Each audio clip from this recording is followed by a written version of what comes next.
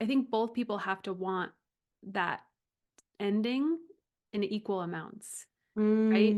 I think Mm. sometimes we get into a place of like, if we're the one who really wants the relationship, but he ends it, and then we try to maintain a friendship, oftentimes that can lead one of us being led on of like, oh, this is going to start again and he's going to see what he's missing and it's going to, and we're Yes. sort of like pretending to befriend the person. Welcome to this episode of Lucid Living with Bree. This week we have Sacha Bryce back with us. She is my EFT mentor and facilitator or trainer rather. In the first episode we had her on and we were talking all about EFT and connecting back into the body. In that episode, she shared a little bit about the relationship that she was in and what that experience is like for her. And since that episode, she is no longer in that relationship. So we started talking about what this process has been like to consciously uncouple. And she's here with us today to talk about what that means, how that's looked for her, and maybe some tips that she has for people who are trying to do that in a more conscious way. So, welcome, Sacha. It's so nice to have you back. Thank you so much for having me. I'm really excited about this conversation. Yeah, me too. Me too.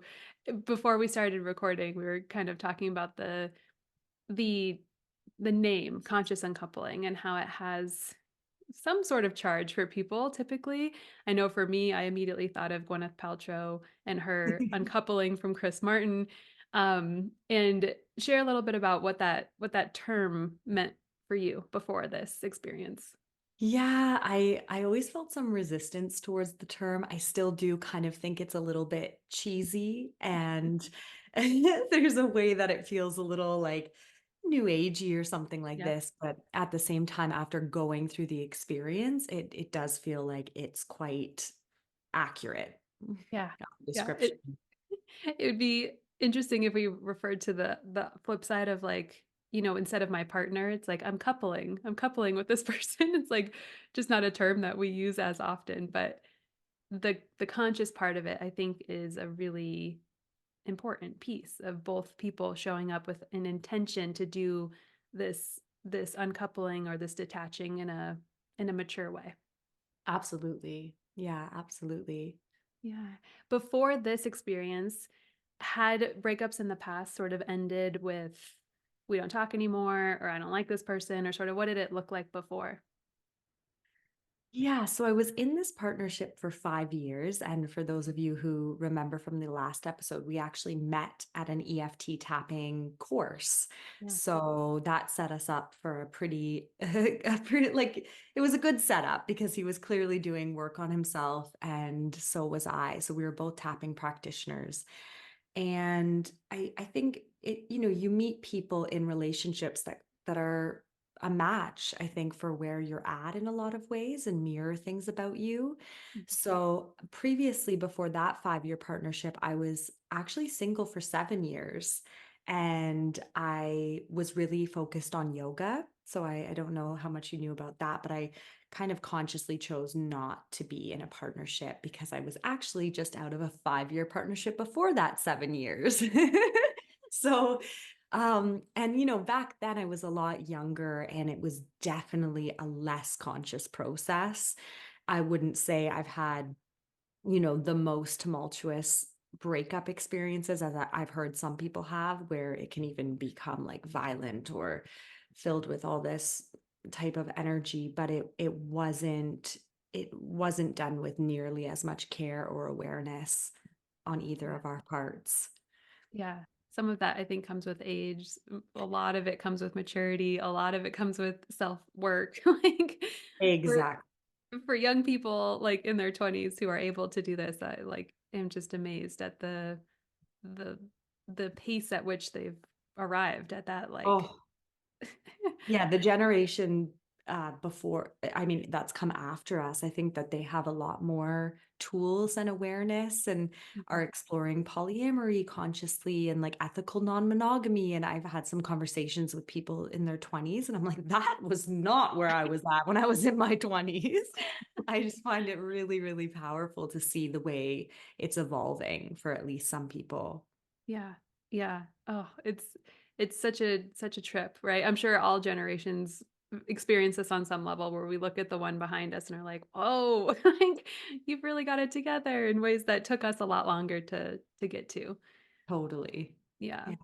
So when this relationship ended for you, talk a little bit about the decision to do this consciously with your now ex. Yes. So I think a key ingredient probably to the conscious uncoupling process would be having a conscious relationship in the first place. Mm, And my partner and I were very much committed to our personal self development, the entire relationship, a lot of responsibility. He still to this day is my friend and is definitely the most non-reactive person I've ever met and like wise person. He has a lot of capacity to hold space for emotions and to hold space for like a higher perspective, which is such a beautiful quality. There were, as everyone knows, like many conversations and not only one, but realizing that there was something that kind of we realized that you could actually do this process in a way that had a lot of care and kindness. Whereas I think there was a lot of fear. We knew at some point that it was like, okay, it seems like we want different things, and it's probably the best to actually part ways. But I think a lot of fear keeps people stuck, and then the resentment starts to build because you're like, okay, I don't want to be, what is it like? I can't love with you, I can't love without you. What is that saying? yeah. I don't know that that You sounds know what I right. mean? Something Yeah, along yeah, that line. Yeah. yeah. Yeah. Yeah, it's like it's like we kind of start to build the resentment there. So it got to a place of being like, okay, this feels like an obvious thing that needs to be done. But I think the thing that we didn't realize is that like we could actually really support each other in the process, which we're still doing to this day. It looks different than at the beginning, but it's like to lovingly let something go. That cliche saying that they always say, but it's like if you love something, let it go. And I think that there is some additional challenge. It's almost easier to leave someone when you feel betrayed or you feel like they've done something unforgivable, because then it's like, Yeah. cut them out of my life. But in this scenario, it was like, oh, wow, like we love each other so much, but there's reasons why this is no longer like the best fit. So we need to actually let it go, and we can do this with care. It's Yeah. it's the both and, right? It's being able to hold, like you said, that breadth of experience and emotions and be able to allow it all to be true. Like you can love them and know that it's not the right thing moving forward. And you can grieve the relationship while still appreciating it. Like it's I think sometimes we try to put ourselves in these really rigid places of, if the only way I can leave is if the relationship is terrible or if they're doing something bad. But Yeah. it's like there also can be a misalignment. Like you also could have been compatible at one time and that compatibility is splitting for whatever reason. But to the point about like when someone does something, it's easier for our mind to be like, okay, that's the reason that I Yes. can then leave. Yeah. And there's a little bit of permission there or something.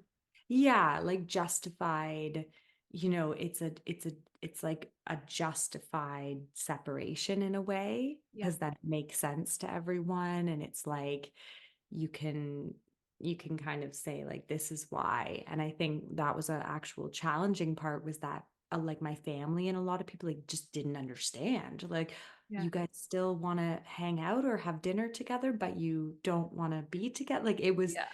it's hard for it's hard for people to understand if you actually let go with love. Yeah. And I Mhm. think another important piece, along with like the relationship first being conscious in order to have a conscious uncoupling, but I think both people have to want that ending in equal amounts, right? I think Mm. sometimes we get into a place of like, if we're the one who really wants the relationship, but he ends it, and then we try to maintain a friendship, oftentimes that can lead one of us being led on of like, oh, this is going to start again and he's going to see what he's missing and it's going to, and we're sort Yes, of like pretending to consciously or pretending to befriend the person totally. without other intentions. Yeah. Yeah. Yeah. And I think there's like layers of letting people go. I think I've been noticing recently because this happened maybe like 6 months ago. So it's been some time, but it's also quite new for a 5 year partnership. Yeah. And I think I've been realizing some of the ways that I don't quite have the words for it, but it's almost like there's a bit of a buffer of the friends in terms of support, and now there's another level where I feel more open to the possibility of a new partner right now, and I'm like realizing the ways that I need to let go of this past relationship in an even deeper way to make space for that. Yeah. Because I realized that part of like, it's almost like part of my fear was that it was going to hurt my ex partner if I welcomed in a new person. And Mhm. so subconsciously not wanting to let anyone new in, Yeah. which I think I may have done in the past as well. So there's layers to it. And I think it's really about allowing yourself to be where you're at as much as possible and not make it wrong or bad and just know that it's a process. Yeah. Yeah. Yeah. Constantly checking in with yourself of like, is is my friendship with this person that I've just ended a relationship with, is this friendship supporting me or is it hindering me in some Yeah. way? Hmm. And in my past experience, so not with my last toxic partner, but the partner before that, it was very much that case of like he sort of blindsided me with ending the relationship, Uh-huh. but then wanted to stay friends. And Wow. for me, that was like so challenging. And I really battled myself of being able to do that. Like I should be able, I loved this person yesterday. Like Yeah. I don't want to cut them out of my life, but seeing them makes me want to vomit. Like, and it's just Mhm. so checking in with yourself of like, A, is this the right time? Are you able to show up to a friendship from that place of like, this feels nourishing and supportive? Or are you having other longings, or are you still too much in the grief of the relationship because you weren't at the same readiness of it ending? Yeah. Yeah, those are really good contemplations. Is it Mhm. hindering me or is it supporting me right now? Yeah. I know you want to be done with the pain of losing yourself in relationships with unhealthy men and instead attract and hold on to a loving man who is emotionally available and can meet you halfway. To experience that, I've got you and I'm not going anywhere kind of love. Click through for the Relationship Reset Guide, where you will learn how to communicate your feelings without feeling guilty, navigate triggering moments, and feel secure on your own so you can expand your capacity to hold next level love while remaining true to you.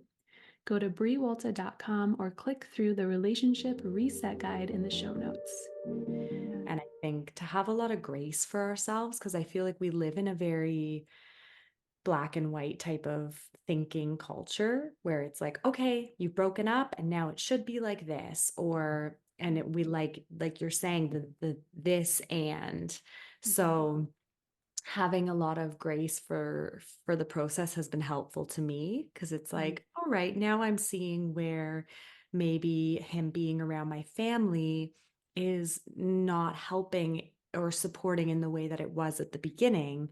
Yeah. Okay, we could take some space for that. Doesn't have to be forever. I think a lot of the time we get into that thinking of like, oh, and now we're not going to talk forever or Yeah. right? It's like very definitive. We want to know how it's all going to look. We want it all to like make sense. And it's like life is messy. Being a human is a messy process. And I would say that, yeah, some of the things that I've been learning through it is, I mean, the inner child healing is huge. Yeah. Yeah. What does Because that look like? just like in a lot, I think in partnerships, especially in my partnership, I think my inner child was quite active at times when I was upset. I think I told stories maybe even in the last podcast where like I think there's a way that I feel safe with partners and then my triggers come out and get activated in that safe space. Yeah. So with not having him there to hold the space, it's been like a relearning process to be like, how can I really be here for myself? Which is so obvious that we need to learn how to take care of ourselves before we can expect or believe that there's going to be someone else there to do that for us. It's said all the time, like self-care, tuning into yourself, right? Like it's kind of funny and cliche, but it is really true. And I think there's been a new level of that revealed to myself Mhm. to and I feel stronger actually through this process because I'm like, I think that's ultimately what we want as humans on this self-development journey. It's like, what would it mean to know that I have myself? Like I have myself, and not in like a hyper independent way because I know that I need other people too, but I do feel more capable or able to hold myself in whatever shows up, whether that's like extreme grief. And I think it's like as some of the support system fell away, like of my partner moving out and not having someone there, I was forced to be like, okay, you're going to have to lean in deeper to you. Yeah.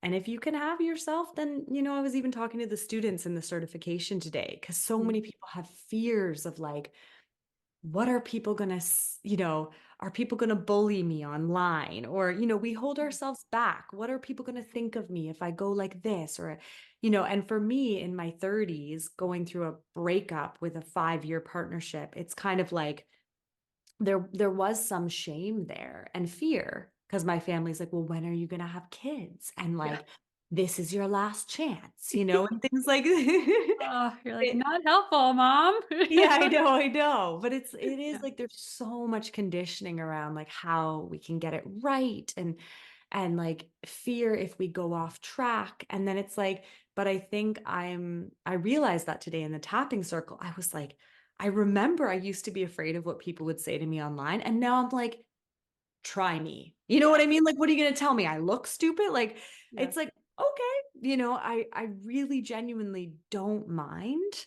Yeah. Um, and even just on that, like I was listening to, I did a workout class this morning, and she said that Krishnamurti quote where he walked into the room. He was like a famous yogi and philosopher, and he said, like, "Do you want to know my secret?"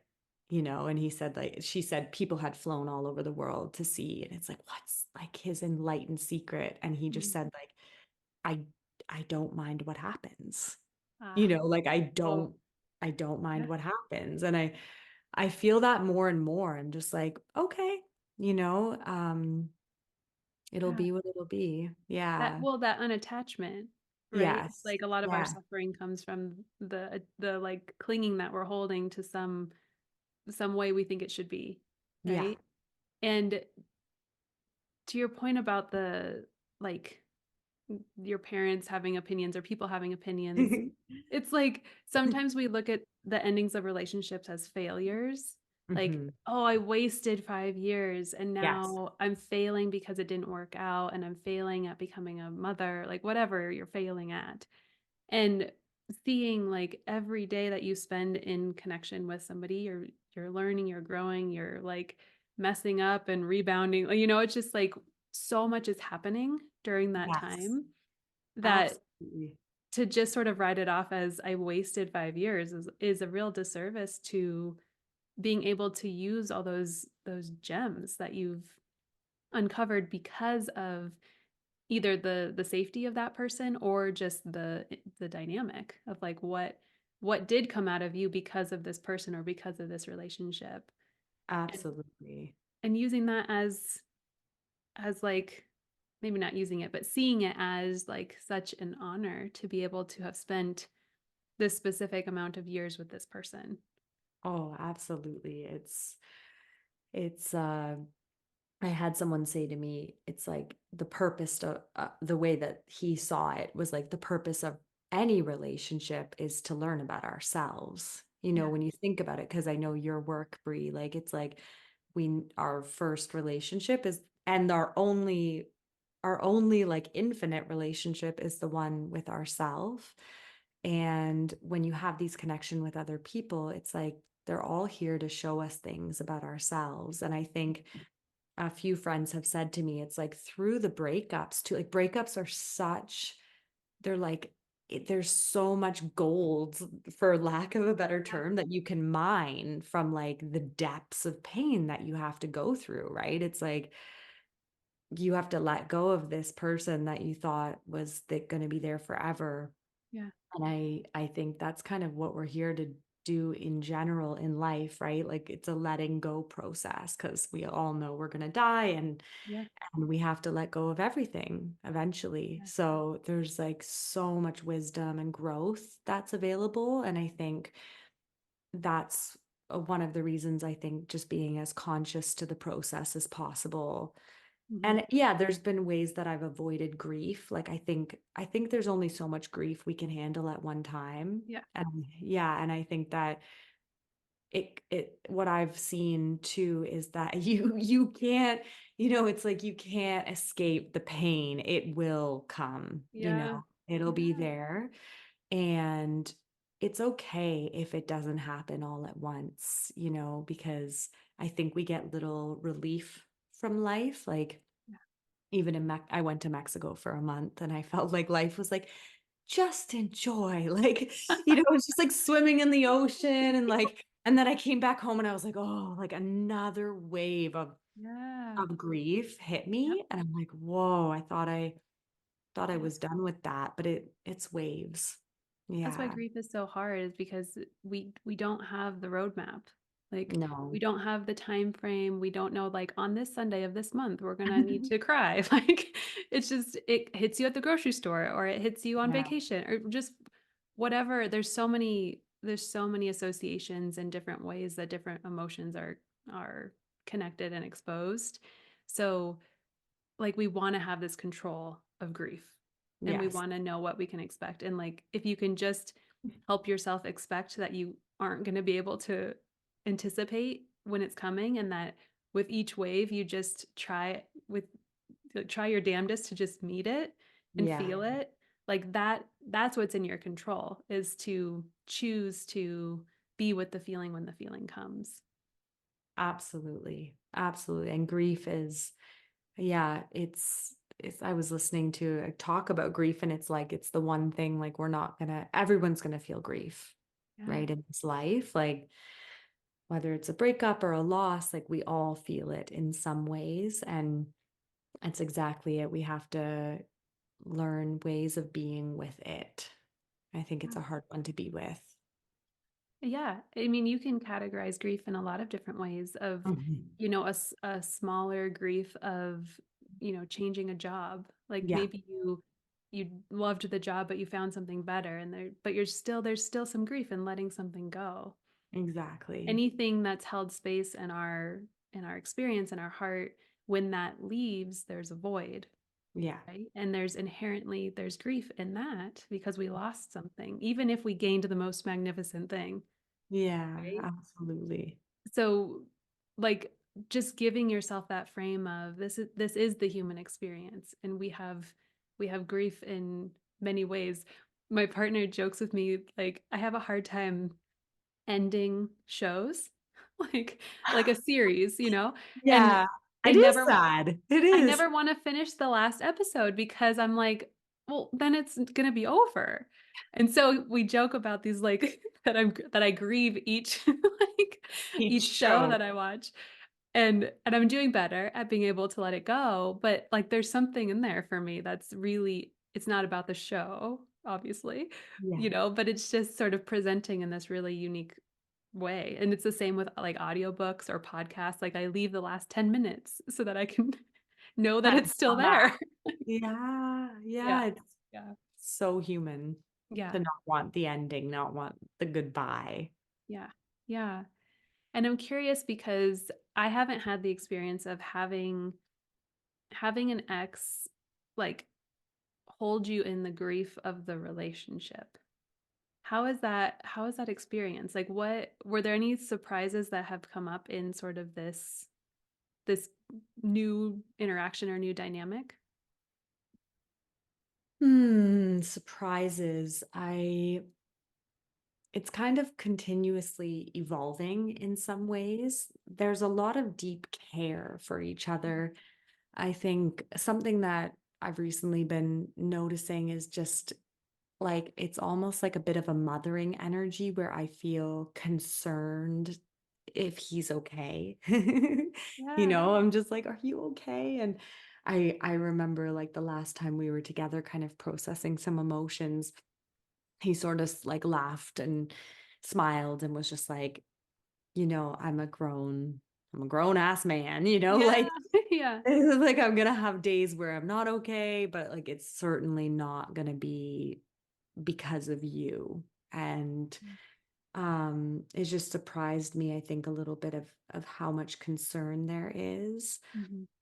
I think the other thing that surprised me is also really the possibility for friendship. Like I do think that this person will be in my life. I do feel that because there's been such a soul connection.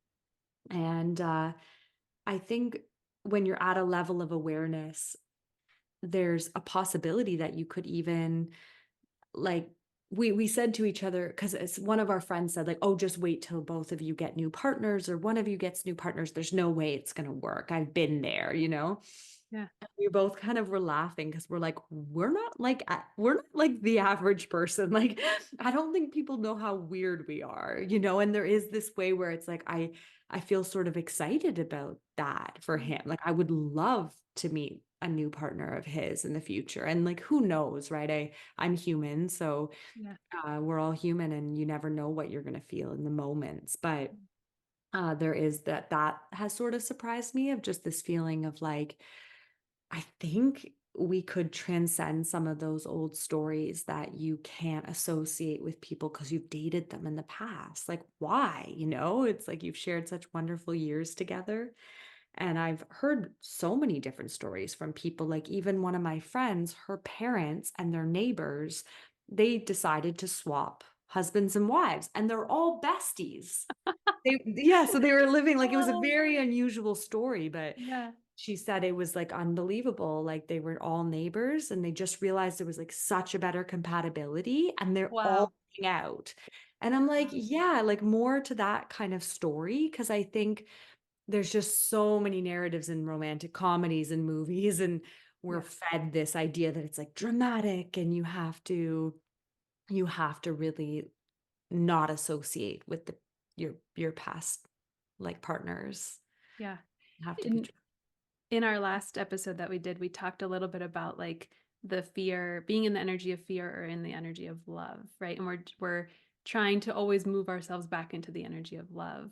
And yes. when you say that, like the ability to see your ex-partner with a new woman in this case, like that takes you coming from an energy of love and love for him and love for his life, as opposed to this fear energy of I failed. She's better than me. What does he like about her that he doesn't like about me?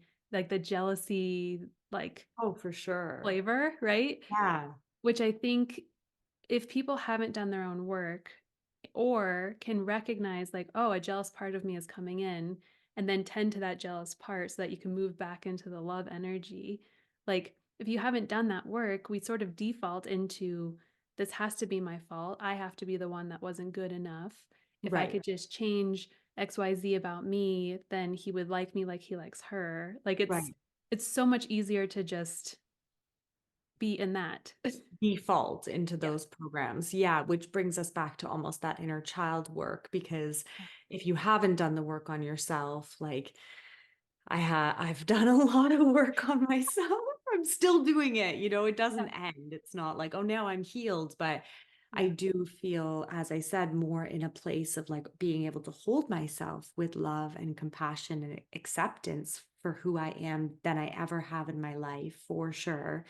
And I think when you're in that place of being like, no, I love myself. I'm not perfect, but I do genuinely love myself. Then your default is more to want to love other people and see their goodness too, right? And because it's all a projection, it's all a mirror, right?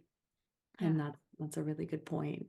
Yeah. The The new inner girlfriend child. is only a threat if we are assuming that we are less than for some Yeah. reason, If our right? inner child's activated, essentially, right? Yeah. The inner Yeah. child's going to be like, oh, Hmm. am I enough? Am I good enough? Am I this? What do people think of me? It's all this type of, it feels very childish. Hmm. But the woman part is like, no, it's like we're adults. Yeah. We're all trying our best. This world is a zoo, Yes. like Yeah. it's Yeah. like life's hard. Hmm. And Hmm. people generally want connection and love. And Yeah. yeah, that's been a big part of the work too with some of the somatic therapy that I'm doing. It's like about really connecting to your internal core goodness Mm. and like protecting your goodness because our ego is constantly trying to tell us like, that we're bad. And I Hmm. think a lot of people resonate with that. It's like deep down, they're going to find out how bad I am or how imperfect I am or this. Like, we're especially bad in some certain, like, I've had that for most Yeah. of my life. It's like, oh, there's this special darkness that nobody knows about. And Yeah. it's not true. And when you start to learn about your core goodness, it's like you also see that in other people as their default. Hmm. Yeah. It's all the parts of us, right? Going back to Yes. like a lot of tapping and a lot of your work is like IFS and EFT and like being able to recognize and make space for the parts of us that come in at different times that they have something to say, right? Yeah. I think it's Glennon Doyle. I don't know if she like created this analogy or not, but I heard it on her podcast where she's like, we're all at a conference table, me and Yes. all of my parts. Hmm. And the head of the table is like the Oprah energy, right? The like very self-embodied leader. And then I Yes. have all the other parts, and sometimes a part gets up and jumps over the table and tries to like take me out because Hijack. they have something to say, right? And Exactly. and typically if we give them that space, which tapping helps us do really beautifully, we can understand what they're trying to say and then soothe them in the parenting way that they didn't get at that moment in life. So the more we can just look at ourselves as like, I'm multidimensional with all of these parts of me that are wounded or have past beliefs or whatever, and they come in at certain times, and I just get to remind them that we're safe, we're lovable, like whatever they need to hear. And then we move back into the self energy, the leader energy, Exactly. back into love. Yeah. And that takes some practice because I Yeah. think the little parts are very strong and we even had a process like that today in the certification where the woman came on and it was like I said like how old do you feel because she was saying how scared she was and she said I feel like I'm 7 years old and I could feel like she looked like I was like you look so weak and vulnerable and I said tell me like let this part of you talk Mhm. and then we moved through that. And then she went to a teenage part that was like, I'm defensive, the rebel teenager. And Mhm. this was all happened within like 15 minutes. And then before you know it, she was back online with the adult.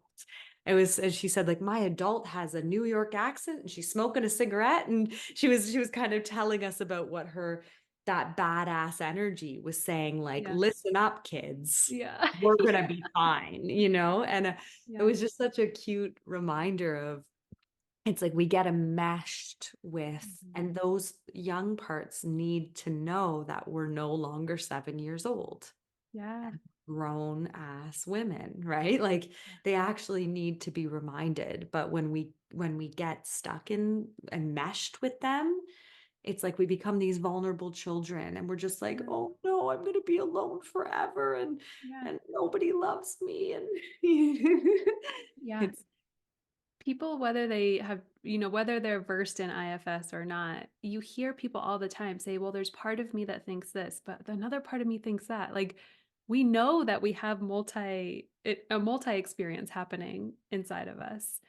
And so the more consciousness, right, or intention that you can bring to what is this part? And immediately in that you've already separated from the part, right? You Exactly. can already, by observing the part, you start to make that space to then be able to comfort the part. Absolutely. So it's so interesting to me, like talking to people who aren't in therapy or don't, aren't doing parts work, quote unquote. Like, you're doing parts work all the time. You just don't know. Exactly. Yeah. Exactly. It's such a beautiful way of thinking of it.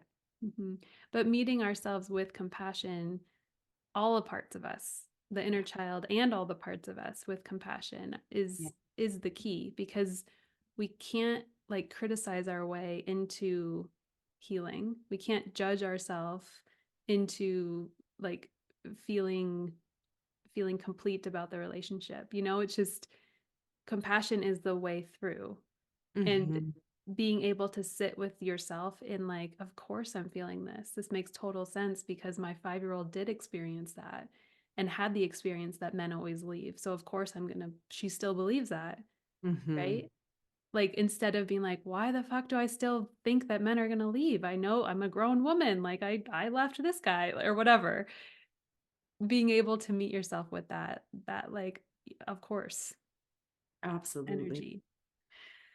Yeah, it's such a valuable skill to have more awareness, and it takes practice. And I think like even on the healing journey, we can be hard about on ourselves for not being more aware. It's like because I get upset all the time about things. I'm a very emotional person, and I think there's a feeling like there can be times where it's like, oh, I'm teaching about emotions, I shouldn't be upset. And it's like, no, you're human. Like, so Yeah. the quicker you can, that was another thing we talked about today, like come back, the quicker you can come back into alignment. Because I said to the students, like, unless you're Eckhart Tolle, which I don't think any of us are, we're going to get off track. It's like, Yeah. I mean, at least I think Eckhart Tolle stays on track, but it's like as humans with these egos, we're triggered, right? Like you get a text, you get a call, you get a this, you get a that. But it's like the practice, I think, is like coming back quicker to the truth, and those are what the tools are for. It's not so that you can become some sort of robot who doesn't have feelings. Yeah. That's actually very unhealthy. Exactly, right? So you're Yeah. gonna have feelings, but it's yeah, I think before it's like I used to spiral a lot longer and a lot deeper unnecessarily. Hmm. And now you can be like, okay, I see what's going on here. Yeah. Let's get back on track. Yeah. Yeah. You're empowered to respond instead of react, Yes. right? We Absolutely. learn we learn how to wake back up when we fall asleep. And we with the amount of tools that we gain and the awareness we gain, we can do that in shorter amounts of time so that we're not in a coma, but we're just taking a nap, right? It's like, okay, I just fell asleep really quick and like fell back into that part of me who knows she's going to be alone forever. Now I'm awake and now I can tend to that part. And Yeah. we just get more skilled at recognizing when we're falling off track, falling asleep, whatever you want, whatever analogy. Um, and I think it's so powerful for like your clients and my clients to hear this conversation, because we are not emotionless, perfect beings. Like, right? We just have practiced the skill a little bit more than the people that we're leading. And so but we still fall asleep, we still get angry, we still get jealous, we still get whatever it is that comes in, but then we're just like, oh yeah, that's not my truth. Like, Exactly. let me That's get curious about that part. yeah, yeah, yeah. So well put. One of my teachers says like more aware more of the time. Yeah. More aware more of the time, not like always aware without fault. It's like Yes. and it's just part of like similar to breakups. It's like if we're here to grow and learn, we also don't have to judge ourselves for when we fall asleep or when we become unconscious, because that's just part of the whole process.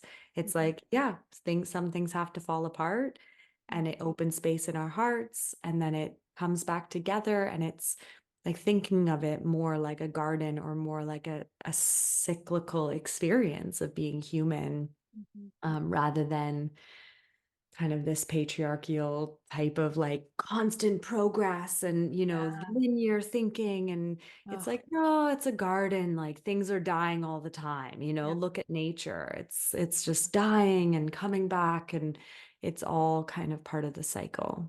Yeah. And in those moments, like I still have moments where I'm like, I cannot be with this. I can't journal with it. I'm gonna binge Netflix, right? And it's Yeah. like it's the very conscious choice to not do the healthy Yeah, thing. And exactly. then the next day I'm able to sit with it in a different way, right? So Yeah. it's also not a perfection thing or a No. no pressure in those moments of like sometimes we just can't and the part wins and we watch Netflix, Yeah. like And then you're just aware of it. yeah. I did that the other day. I was upset about something and I called a friend, not wanting to be with it myself, which is okay. Like calling a friend is good, but we talked for a very long time. And at the end of it, I was like, still here, still upset. Damn. Like I was like, I wish I had just felt the thing, I Yeah. could Yeah. I was just aware that all right, that's what I did. I avoided truly feeling what needed to be felt, which I think we do a lot. Like I said to you last time we spoke, just like, what am I avoiding feeling? And Yeah. you can feel when you're avoiding feeling something. It's not good. It's not No. like and we numb with food or Netflix. It's like, eh. Yeah. And it's okay, but it's like, oh, okay, just be aware. And then I finally felt the thing and I felt so much better. So, Right. Yeah. It's like up that part of us is in the corner and it's just yelling or screaming, right? It's like and we're like, trying to get no. trying to get our attention and we're just like I'm going to pretend like you're not there and I'm going to watch Netflix or I'm going to try to do these emails and we just get irritable and Yeah. frustrated and drained because there's this like thing that's demanding our attention. Yeah. So like of course when when you just turn to the thing and talk to her and then allow the feeling to move then she'll quiet and then you can feel better. But Exactly. sometimes we think that the easier choice is to just la la la la. I know. Yeah. So being aware of that is helpful too, because Yeah, I was kind of like laughing at myself in that experience. I was like, all right, if you want to waste time, do that again. Talk right. on the phone a bunch and don't feel, but didn't feel great. Doesn't feel great. Doesn't No. feel great. I had a client come into session last night and she had done something that she felt some shame around. And she's like, I know I need to say this out loud and I don't want to say this. And I'm so upset with myself. And kind of was very much in that part, right? And when we started tapping and made some space for that embarrassment and the how she felt let down with herself and all those things, she started crying and it moved from anger to sadness and kind of through the emotion. And then she just took a huge deep breath and a sigh. She's like, I know I've needed that and I just didn't know how to access that feeling. She's Yeah. like, but it feels so good to have like felt it. And Yeah. I was like, yeah, this is what we're doing. Like I think some and myself included before I had more of the specific tool of EFT, it was kind of like I don't even know how to access the Yeah. sadness or feel safe feeling it. Yeah. Exactly. Because our bodies are designed to protect and defend. So a lot of people don't know even what it means to truly feel. And it does take some work and some guidance to Mhm. get there. It's cool now in tapping for me now that I've done it so much. It's almost like a association that my body has now of even when I start tapping, Yeah, even before I can even identify what's happening, sometimes I'll just start crying. And it's like, oh, we're in the safe space to be able to feel. that's And it. yeah, and my body's like it's associated the tapping with the safe space, and it's just sort of this cool when I even make the space to just start tapping, things can move regardless of the verbiage I'm using or what I'm tapping around or whatever. It's That's what I love about it so much. It's yeah. like they say, let the tapping do the work for you. Because you start tapping, you're signaling to your brain and your body that you're safe, and then the feelings start coming and moving. Hmm. Yeah. So good. It's so good. Oh my God, we could talk about this all day I long. know, it's so good. Is there anything else in the conscious uncoupling experience that you think would be helpful for people to know if maybe they're at this place with their partner and they both can see they want different things, they have a lot of love for each other, they're able to meet each other with compassion and understanding. Um, any other advice for them? Yeah, I think one thing that I feel like we were in the contemplation for a long time of like I had a lot of fear around staying in something that wasn't aligned for too long and a lot of conversations about it. And I guess I just feel like offering people that trust that that things do have a right time, and I think to keep listening and like when it's the right time um and that there will be a moment where it's the time to let go and to have the courage to be able to do that and to also get support because I feel like we're definitely not supposed to do this alone. I've had so much support in the process, so I think it's something that most people go through, and there's a lot of people with a lot of wisdom that can hold you through that. So don't be afraid to get support. Yeah, yeah, we heal in community. Really Absolutely. heal in community. Yeah. I I love this so much, Sasha, and like I feel like I think you're healing me in a lot of ways in just in me just feeling and understanding that this is a possibility in relationships because my experience has very much been the opposite. So Hmm. to know people personally who like can and do this and have been with the type of partner who are also capable of doing that, and didn't have to like get a restraining order to protect yourself. Like that's a different type of relationship that you're leaving. So, um, thank you for courageously choosing the not popular option Mm. in breakups and in Yeah. speaking about your experience because I mean that's just so tremendously helpful for so many people. Oh, thank you for giving me the space to do that because I do think it's not talked about enough, and it's powerful to hear possibilities of like choosing love as much as possible in Yeah. this human family. Yeah, absolutely. I like to end with the card pull. If you'd like to Cool. help be the conduit on behalf of all the listeners. So go Yes. ahead and bring your eyes to a close. Just take a deep breath into the deck and just thinking about anything that the listeners need to hear, what message wants to come through. Whenever you feel like the shuffle is complete, just let me know when to stop. Now. Ah, crone. Ooh, For people who powerful. yeah, for people who aren't watching the video, it's a image of a wise older woman. Have you read the book From Maiden to Mother? No, Oh my gosh. It talks about our transition from maiden to mother to crone. And someone was just talking to me about this like 30 minutes before this call, made oh, into mother. amazing. Yeah, the worth the I listened to it, but worth the read. Um, and how energetically we're in maiden, mother, or crone. We're not, it's not necessarily our age, which is why a lot of women in their, mother age, so 30s, 40s, 50s, can still be stuck in maiden energy and haven't like evolved into the nurturing, all loving mother. Wow. Um, and vice versa, right? Like people who are younger can really embody this wise, we call them old souls. But Yeah, yeah, it's a cool cyclical understanding of womanhood. that's Yeah. powerful. Yeah. Are you Yeah. gonna read what it says about Crone? Yeah. Yeah. Yeah. Got sidetracked. Okay.